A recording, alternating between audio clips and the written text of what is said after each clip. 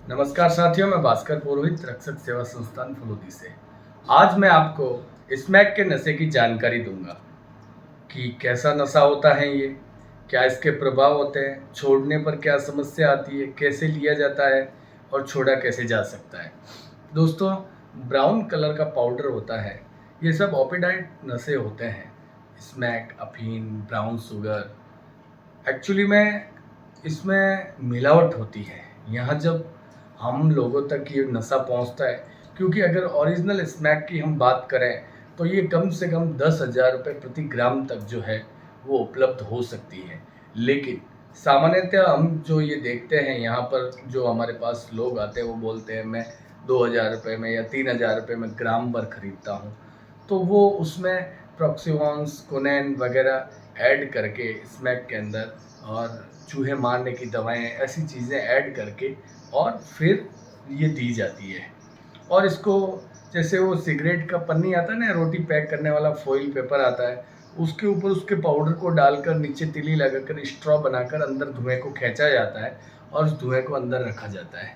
इसको लेने से शरीर के अंदर जो भी पीता है उसको नींद आती है, मस्त मीठी मीठी, शरीर पे खुजली आएगी, वो आनंद की अनुभूति, तीव्र आनंद की अनुभूति करेगा बंदा। जब छोड़ने की कोशिश करता है तो छोड़ने पर उसे तोड़ लगेंगे बहुत ज़बरदस्त वाले, उल्टियाँ होगी, उबासियाँ आएगी, उसकी हड्डियों में बहुत दर्द होगा, छींकें आएगी, तो ये परेशानी आती है। जब छोड़ने की कोशिश करता है कोई भी व्यक्ति स्मैक के नशे को, तो मेरा ऐसा मानना है कि यह लगभग नामुमकिन है छोड़ना।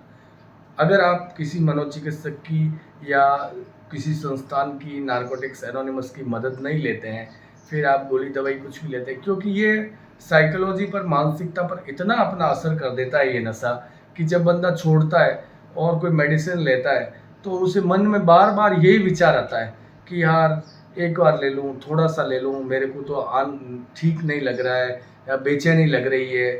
बस कई तरह के ऐसे नेगेटिव अंदर से विचार आते हैं जो उसे उस चीज़ से दूर होने में बाधा करते हैं, वो छोड़ नहीं पाता है। ऐसे ऐसी क्रांति चलती है विचारों की। एक विचार उसके अंदर परिवार का मोटिवेशन, उसका खुद का सेल्फ कॉन्फिडेंस उसे कहता है कि नहीं यार छोड़ दे, ये गलत चीज़ है। और दूसरी तरफ एक विचारधारा वो उसे कहती है कि नहीं नहीं, तुझे एक बार तो लेना पड़ेगा, थोड़ा तो लेना पड़ेगा, इसके बगैर तो ये हो जाएगा, वो हो जाएगा, ऐसे हो जाएगा। और इस जंग में जो है उसका दिमाग जो है उसे उल्लू बना देता है और वो एक बार फिर पी लेता है। तो अब छोड़ना कैसे रहा? आप ये मानिए कि नशा दूध है और ये क्रेविंग जो है वो बिल्ली है, विचार है वो बिल्ली बिल्ली की तरह। आप दूध देते रहेंगे, वो बिल्ली आती रहेगी। आप दूध देना बंद कर दो, बिल्ली नहीं आएगी, ये मेरा विश्वास कीजिए।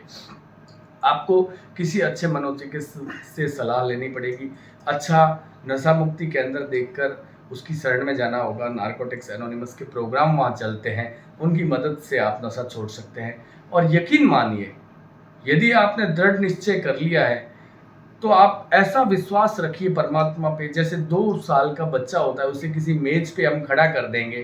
जैसे मैं अपने बच्चे को मेज पे खड़ा कर दूंगा 2 साल के, और ऐसे हाथ फैलाऊंगा तो वो मेरे ऊपर कूद के आ जाएगा। उसे एक विश्वास है कि मेरे पापा मुझे कैच करेंगे।